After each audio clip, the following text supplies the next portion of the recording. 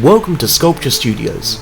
Once again we're creating an oversized piece of exhibition art, and this time for two new companies for us. Our client is Lee North from a company called Verve Display, and the product is the Oppo Pm-3 Headset. The giant headphones are eventually going to stand at a height of 2.5 meters tall, and the client sent over some visuals that we've gridded up so that we can get a sense of the scale.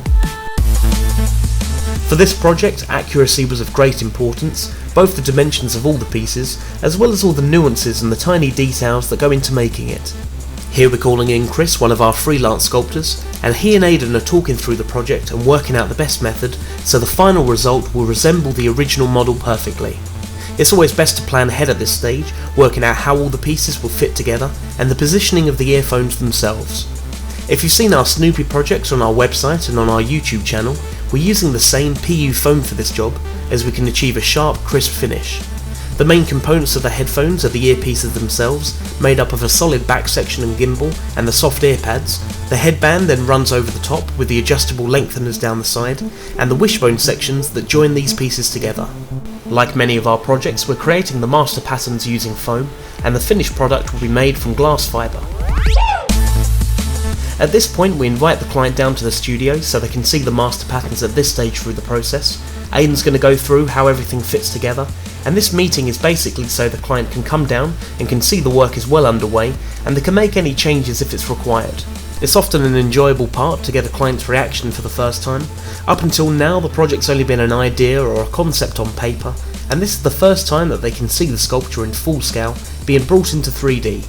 With the approval from Lee and the go-ahead for the patterns to be fiberglassed, we then move on to the next section of the project. Here I am creating mould of the headphone piece. Created the pattern first of all. We've gel coated it and now we're laminating a complete mould. We'll take off the mould and we'll take out the actual pattern and then clean up the mould just as we go along. But once we have a mould, then we can lay up inside that mould with fiberglass, which will be nice and sturdy but relatively light. With the fiberglass set and the pattern removed, we're just cleaning up any excess areas and smoothing the mould down from the inside. We go over with a few layers of PVA blue release agent and proceed to lay up with 5 ounces of glass fibre. We add a gel coat first so we can have a smooth workable surface on top. The first layer of 1 ounce fiberglass ensures we reach into all the corners, and the 2 layers of 2 ounce ensures the cast will be nice and strong.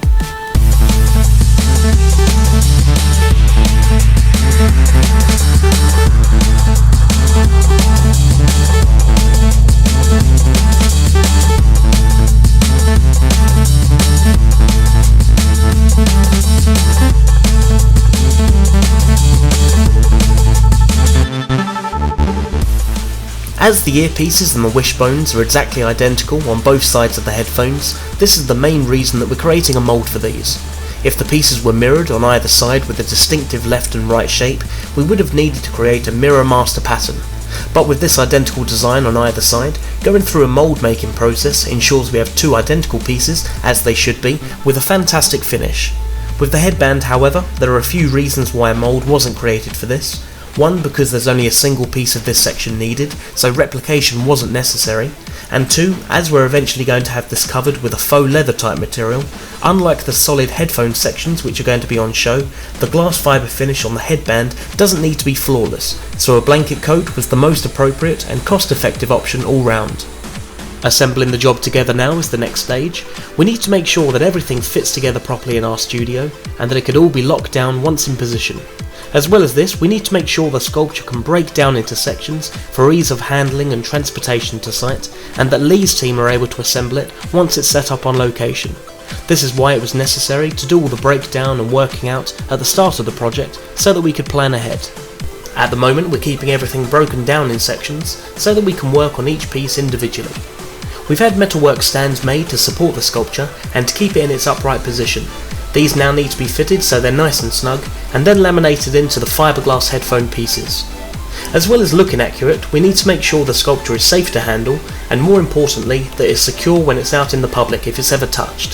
The fiberglass is all sanded and flattened down, and the majority of the surfaces are filled with car body fillers and sanded back to an even smoother finish.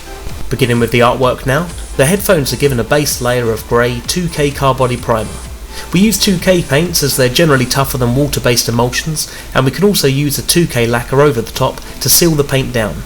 This allows for a stronger finish all round in more demanding environments. We've had sculptures outside for many years now, often sculptures that are touched, so 2K paints are usually our preferred method. With the construction side being handled in our studio, Aden's been in contact with Hill Upholstery and Design for the faux leather look on the earpieces and the top headband.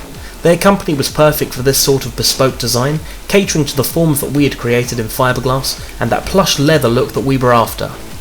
As well as how it looked, we wanted to give that realistic headphone feel for the client as well, so Hill Upholstery clad the forms underneath with appropriate densities of foam, so that anyone that touches the sculpture, as people tend to do, would be pleasantly surprised by that super real feel, just like the actual headphones themselves. The good thing about working with Hill was that they always checked back with us for the design confirmations to make sure that they got everything exactly right and tailored to our design.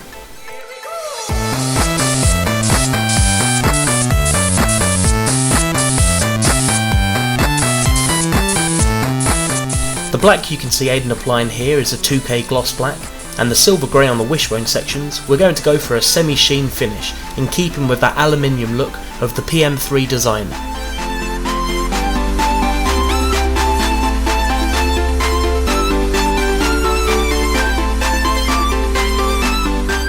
With all the major construction now complete, Lee's come down to the studio once again to check in on the progress of the work.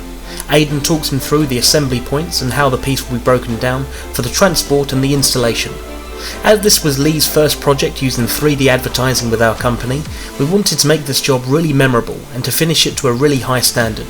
It's always important for us to have a good working relationship with our client, and there's no time more important than the first impressions. It's also really beneficial for us to have a client that's so hands-on and wants to move forward with the project as much as we do. Not only was Lee very practical in terms of his exhibition and construction knowledge, but he was also completely on the same page when it came to knowing what was possible within the budget and within the time frame. We wanted to get this just right for all the hard work that he'd put in. So here we have a piece of tube, which is just really the finishing touches to the whole thing, and it's like a wire connecting the base to the wishbone. And in order to keep a bit of form, I'm going to put some wire up there, kink it to the position we like, and it's going to be fed up here and locked in here and locked internally as well. And then on this actual big part here, we've got a big face plate got on the front, and this is going to give this a lovely kind of streaky brush finish. Spin around. This is a nice big soft pad with a nice sort of an earphone effect, and then inside we have a board with some matte black scrim type material on the top, and that gives it a nice sort of finishing internally. Tonight I'm going to do all the little finishing touches all round, give it a good clean up, and also on the back here I'm going to put some chrome edge around here first, and that's before we put the plate on. Should look really nice, and then the vinyls get stuck on here afterwards. Lee sounded happy when he came down to the studio the other day, didn't he? Well, yeah, the client came down and he saw it when it was at a really rough stage, and all the pieces were sort of detached and in the raw state. And then we sort of cleaned up the surfaces, and then he came back again and he saw it all together and he was gobsmacked, so it's a really good response there, and he's really happy that it's all come together lovely. For the detailing, we're having heat applied strips added for a high chrome finish. This runs around the edge of the back earpiece and along the edges of the wishbone sections. We experimented with other chrome applications initially, but this worked out to be the best method by far. Though it was more expensive than other conventional means, it was definitely worth it when it came to that high standard of finish. The back plates are being made from a brushed style acrylic plastic, and to ensure that we apply this nice and flat with no runs from messy adhesives, we're using a double-sided bonding tape. With this tape being so sticky, we need to ensure that we get this down in the correct position first time. Before the sculpture's collected from our studio, we go around and make sure we've cleaned up all the areas where there's dust, marks, and any hand or fingerprints. It's typical for black surfaces to look dustier and dirty really quickly, and with a workshop as busy as ours, there's always plenty of dust to collect. We made sure that Lee was happy with everything before it was all packed up for transportation, and then Aden showed him around the studio just so he could get a sense of some of the other work we can produce. A good working relationship is always important for our line of business, and we hope that Lee and any of his team from Verve Display come back to us for more 3D work in the future.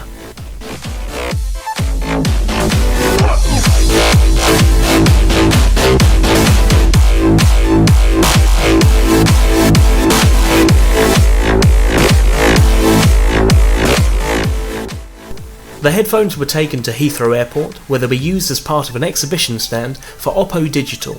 In keeping with the black leather and chrome decoration around it, we hope that this was an eye-catching and potentially tactile piece of sculpture for those passing by. It's always enjoyable for us to create a sculpture like this, both the one-of-a-kind aspect, as well as the overall enjoyment of an oversized, larger-than-life pop art piece. If you'd like to see more of this sort of thing, have a look through our channel and find some of the other giant objects that we've made in the past. This is always a fun form of art and a very popular demand, so no doubt there'll be plenty more like this to come. We'd like to thank Lee and his team from Verve Display once again, and Hill Upholstery and Design, and we look forward to any future projects with these companies again in the future. Please feel free to leave any comments below, as they're always appreciated, and hit the subscribe button for our latest videos. You can like Sculpture Studios on Facebook, and for more of our work, visit sculpturestudios.co.uk. Thank you very much for watching.